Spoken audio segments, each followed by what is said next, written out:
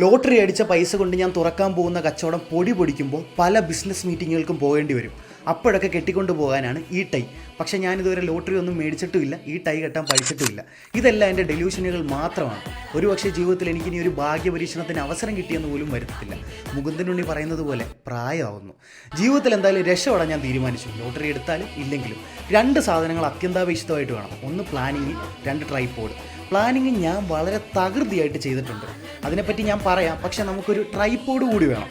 എനിക്കിപ്പോൾ സ്വന്തമായിട്ട് ട്രൈപോഡ് ഇല്ലാത്തത് കൊണ്ട് ഞാൻ എ.കെയുടെ, എൻ്റെ സുഹൃത്തിൻ്റെ ട്രൈപോഡ് കടം മേടിക്കാനായിട്ട് ചെന്നു. ഇനി അഥവാ ഞാൻ ചെന്ന് ചോദിക്കുമ്പോൾ എ.കെക്ക് തരാനൊരു മടിയുണ്ടെങ്കിലോ?